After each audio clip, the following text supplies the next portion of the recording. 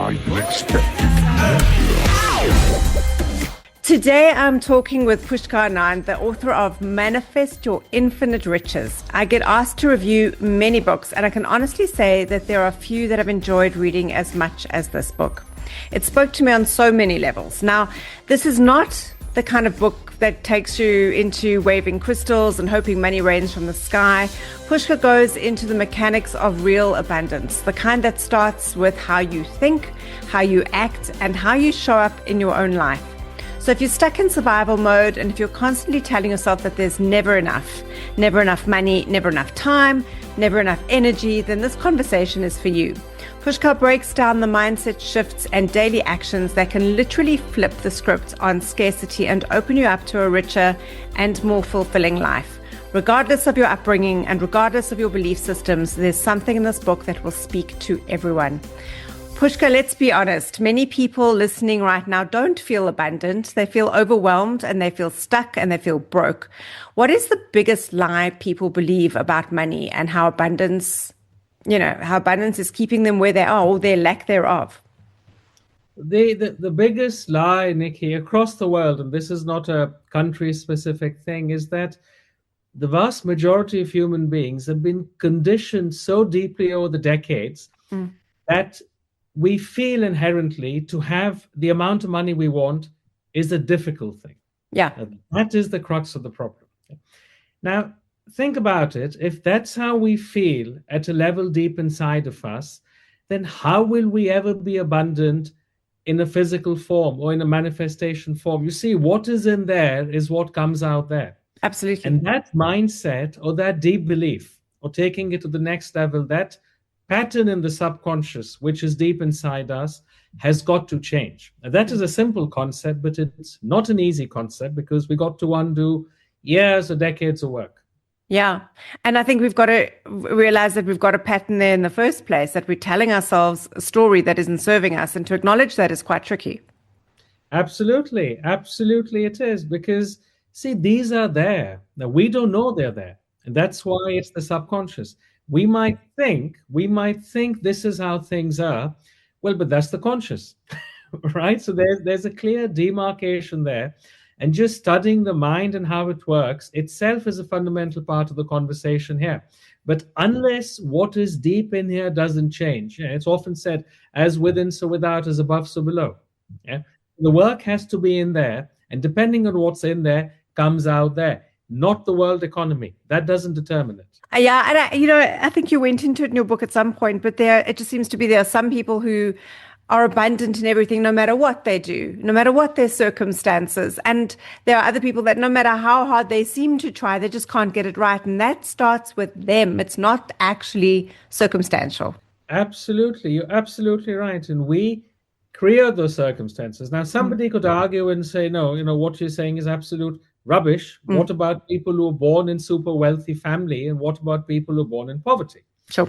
My answer to that is, if we look around across the world, there'll be enough cases of super wealthy families or people within those families who went bankrupt. Yeah. They lost hundreds of millions or tens of millions or billions. Yes. And if you look around at some of the greatest success stories, whether it's CEOs of firms or it's businesses that have been built, the people were born in extremely humble backgrounds.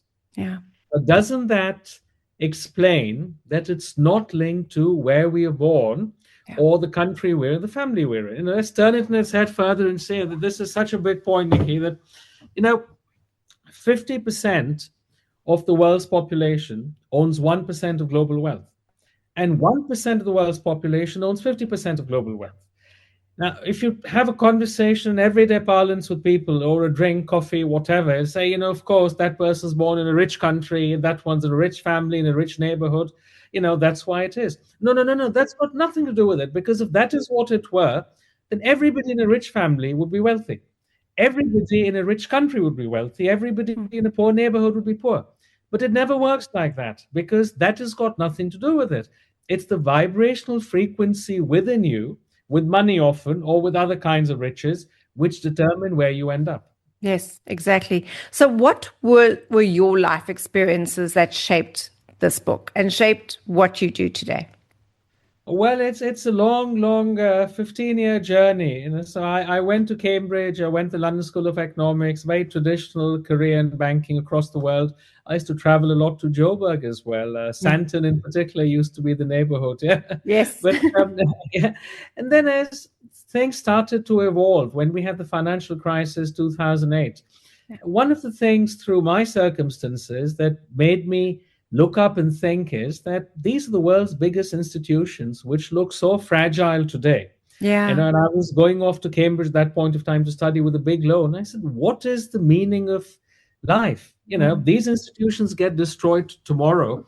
That means they're so temporary. And we keep chasing money and material things in our life. Well, is that all there is to life? Mm. And what is that foolproof Mm. formula for success? So that's what I started out with. And then over a series of often fortunate, sometimes less fortunate events, we ended up with COVID. Yeah. And I'd got through some 12, 13 years by then, lots of books, 500 plus, where I worked with people like Jack Canfield, extremely well-respected names who, done this for decades. And Yeah. eventually I got to a point where, as we got to COVID, my whole purpose of, rather than finding that foolproof formula for success, became what is my purpose in life, Yeah. and why can't I help others find their purpose? Think about it, Nikki. If everyone in the world were living the purpose of what's called dharma, the whole vibration of the planet would go up substantially more. Mm. And all that I learned over the years, I condensed into, it started with my notes and a manual. And then I said, well, let's make it into a book. Yeah. It took me 15 years, as I say, to manifest my infinite riches. Why should it take others that long? Why can't they do it in 15 months or less? Yes. And that manual got, edited and cleaned up and metamorphosed and transformed into a book, which is Manifest to Infinite Riches, Master the Art of Living an Abundant Life. Yes. And to exactly what you've said, you've got a particular chapter on defining your primary mission and turning that into your primary vision. And that's what you did. And so for many people, this is a question that always plagues me. There are so many people out there that have mundane jobs that they don't like. They might be working in a bank, in a call center, in retail, and it's not their mission. It doesn't drive them. It doesn't give them a reason to get up in the morning. They just simply have to go and do it to pay the bills.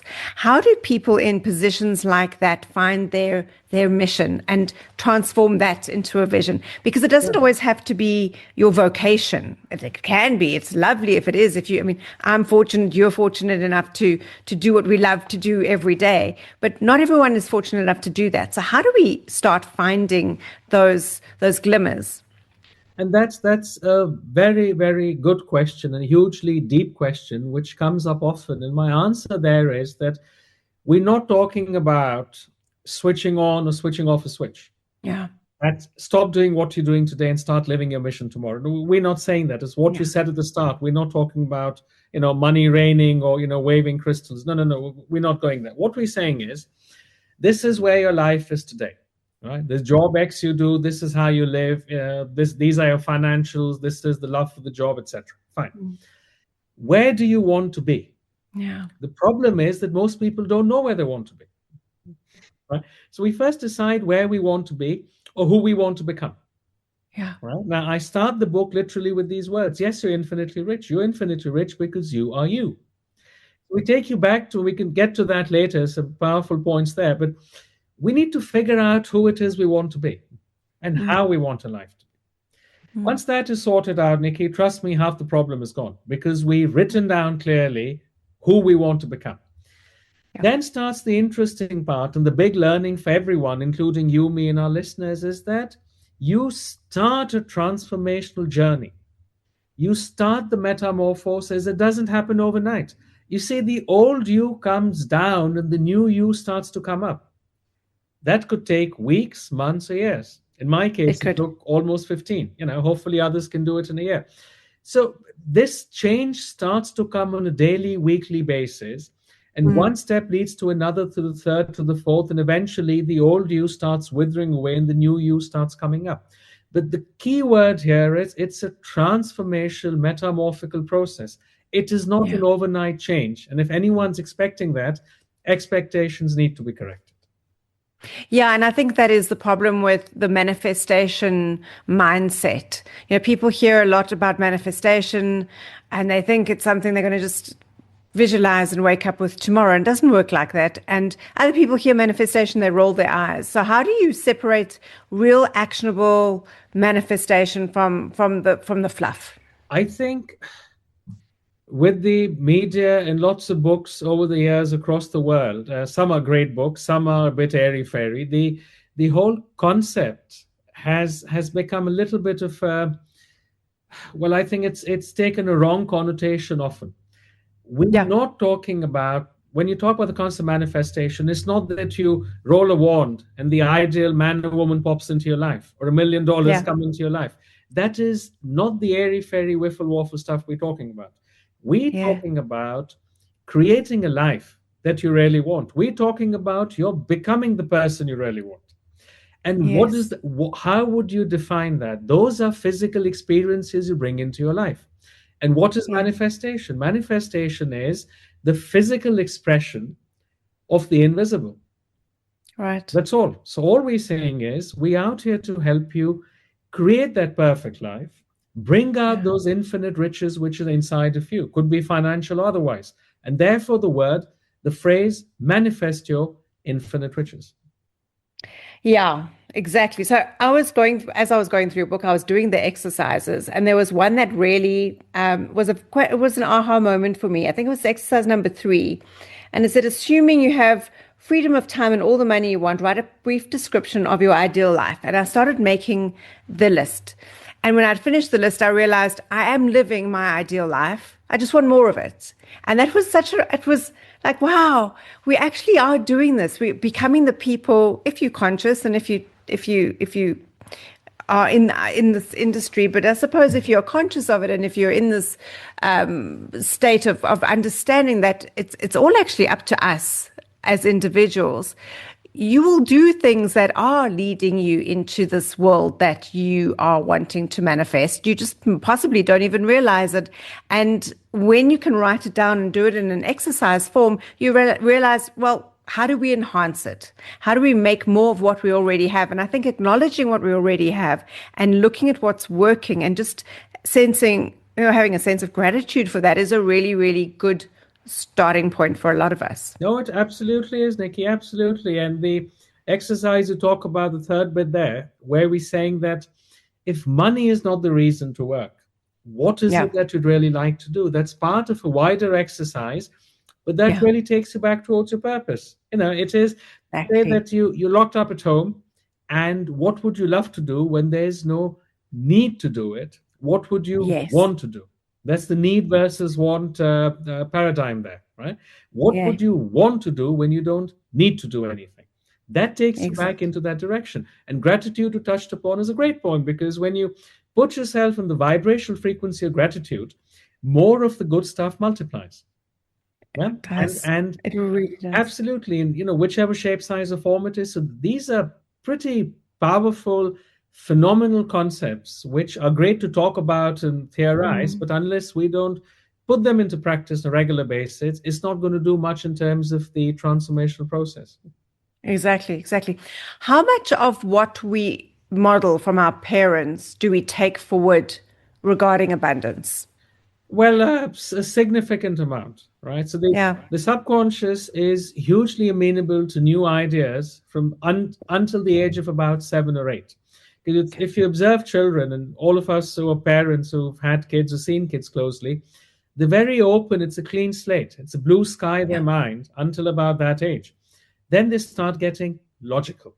All right, okay, tell a 4-year-old, I want you to fly tomorrow. I'd love to fly. I'm ready. Mm. Let's go. Tell a 9-year-old, Dad's lost his bloody marbles. Mum's nuts. How can I fly? You see, what Yeah. we've done is we've taken away that freedom that the child was born with. Mm. And who's done it? Mm. Us, adults. Yes. So that conditioning then stays through your teens and beyond. And what we're trying to do now is replace that conditioning with a positive reconditioning. And parents Right. and family are never negative. They love us the most in the world.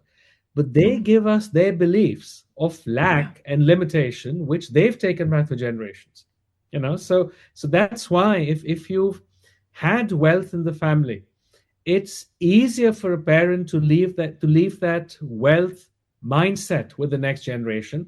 But that does not mean the next generation is absolutely accepted it. That's why the point we're discussing earlier, everyone in a wealthy family doesn't grow the wealth, right? The poverty comes out of wealthy families also, but it's easier for the parent to pass it down because they've had it a generation or two. Yeah. How do we break that generational curse if the belief systems aren't working for us? What is the first step? Well, we have to acknowledge and understand that what we believe is not the absolute truth. We need to look and search, whether it's this book here or our conversation or other similar work that's been done. Because anyone who's genuinely done this kind of work as an author or a podcaster or, as a speaker or whatever, will reinforce the same point in different ways. You got to really, I went through more than 500 books over a 15-year period. You got to open up your mind and get into it. And some of the best ones are lying at the back. For the rest, I didn't have space. But get into it and read it and study it and understand. But these are not novels you're reading. These are manuals and workbooks and textbooks to be with you the rest of your life.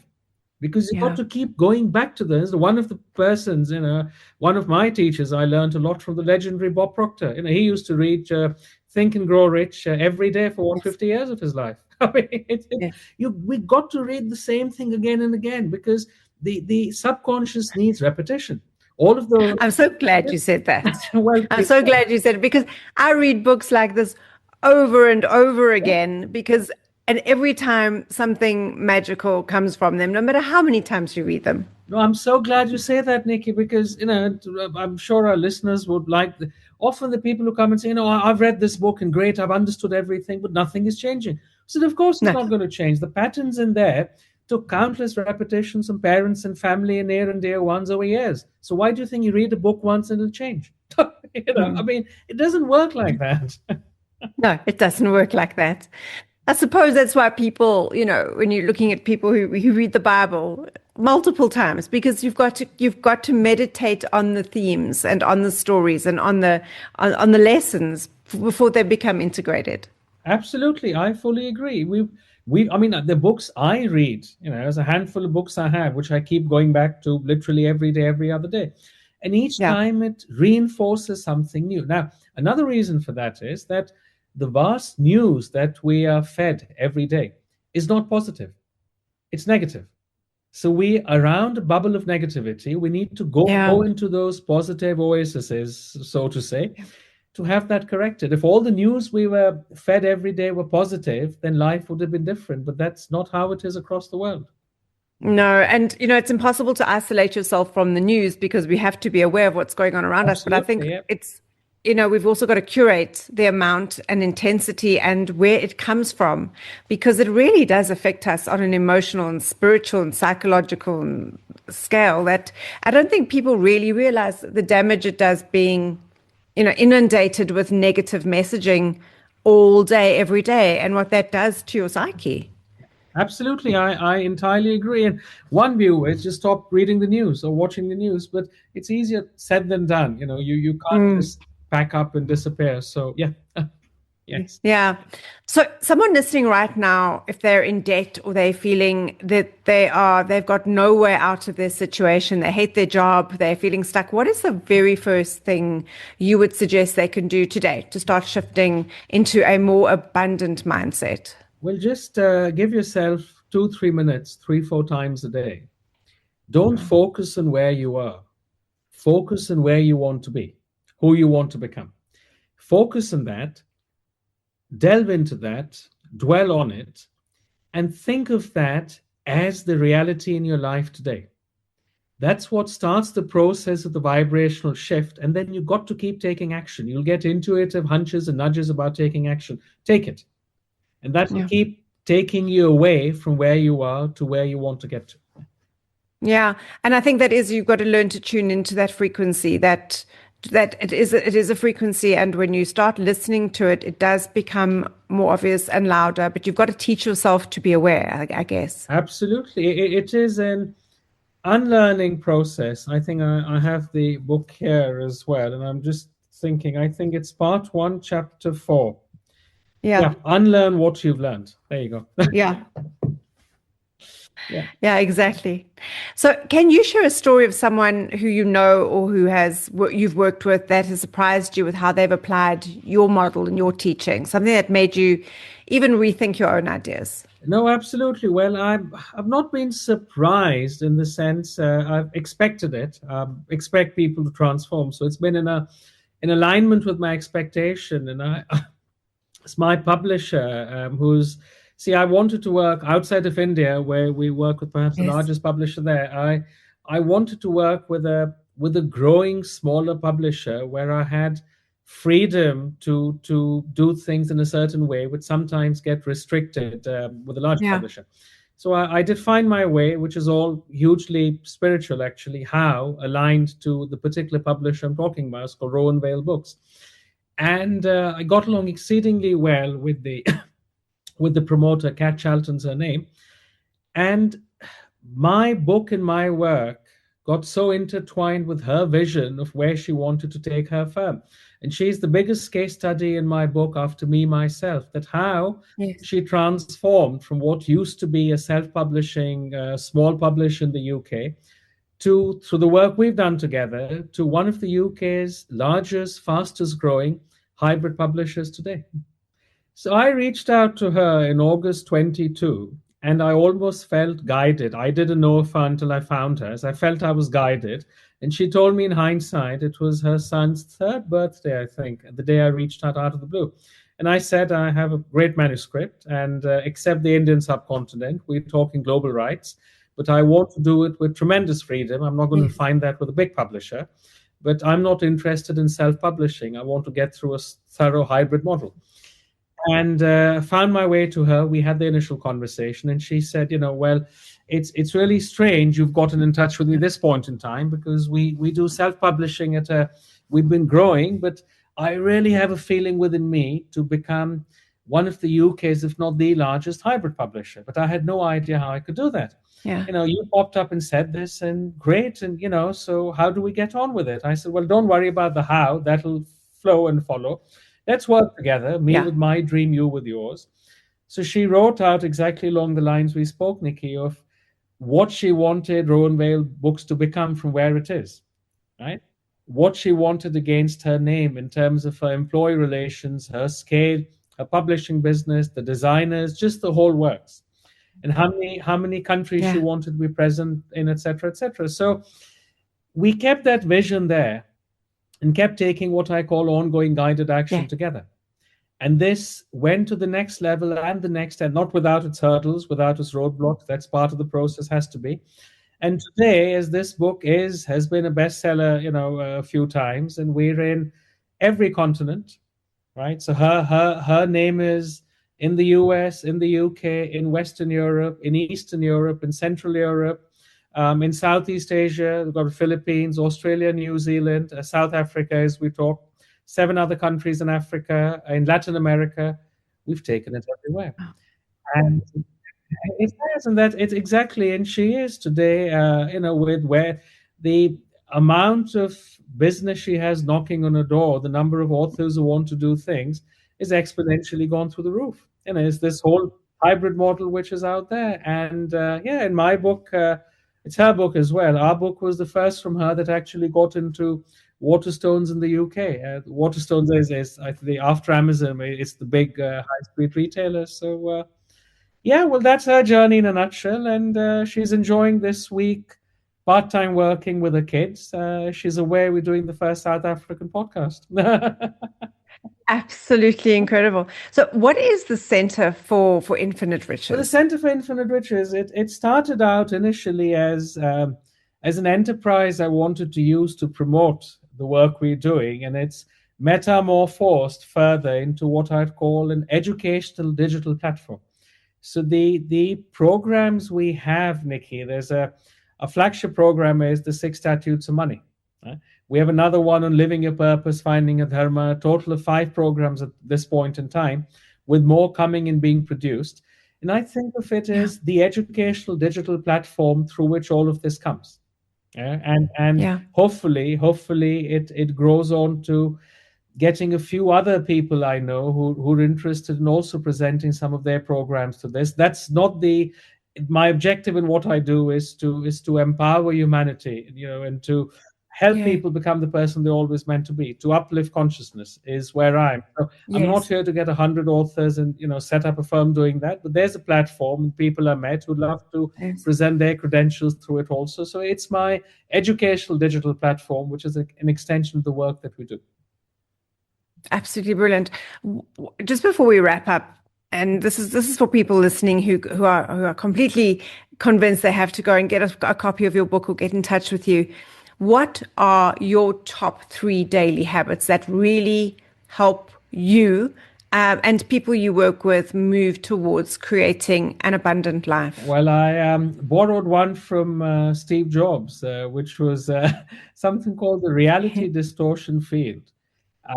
I love that. So Steve used to, you're familiar with it, but for those who aren't, that he'd have a vision and people would tell him it can't be done, it's too difficult. He said, no, and it absolutely can be done. Tell me the reasons why it can't be done, and then we'll find a way to work around the reasons. But as far as I'm concerned, this is the vibration I'm already living at. So as far as I'm concerned, I'm already who I want to be. So that's one.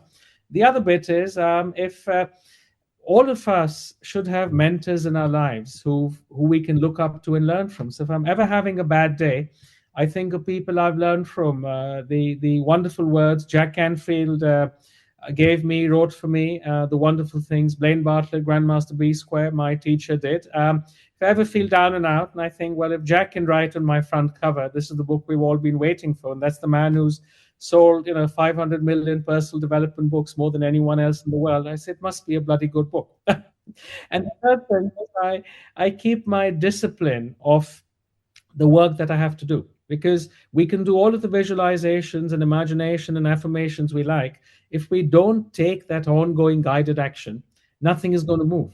We'll just sit there in the mental sphere. So the mental work is critical, but equally or more critical is taking physical ongoing guided action. So those are 3 bits, I'd say, which I'm pretty ruthless about. Good. Yeah, that makes a lot of sense.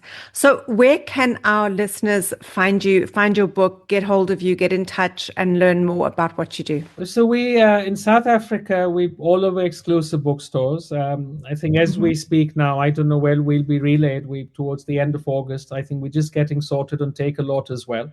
So from what little I know, I think those are the 2 main channels there.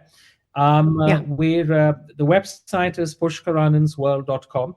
There's a lot of information there, lots of free content, and some paid programs. And it's the handles, Pushkar Anand's World, again, Instagram, Twitter, it's Pushkar's World. Just find your way, Google it, a lot of it should come up, and just pick up what you like and, learn and grow and evolve and enjoy yourself, most of all.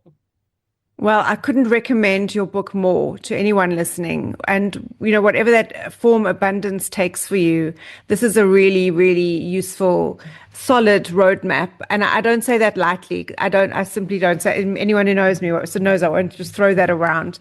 I thoroughly enjoyed reading your book, and I highly recommend anyone listening goes out and gets themselves a copy. So Pushkar, thank you so much for taking your time to chat with me today. And I hope this goes far and wide and reaches people that it really needs to. Well, I'm grateful. Thank you so much, Nikki, for your time, for the kind words. And I also sincerely hope that we're able to make the impact that we set out to make. Thank you so much. Thank you. I truly believe that this conversation is exactly what many people need to hear right now. No sugarcoating, no magic formulas, just the truth about how you can take control of your mindset and your actions to create a life that actually feels abundant. If you're listening and you felt a spark during this episode, don't push that inspiration to the back of your mind. Do something with it. Start today. Go grab Pushkar's book, Manifest Your Infinite Riches. The link is in the show notes. And remember, nothing changes if you don't. And please don't forget to subscribe to the show and share this episode with anyone who you know that could do with a nudge.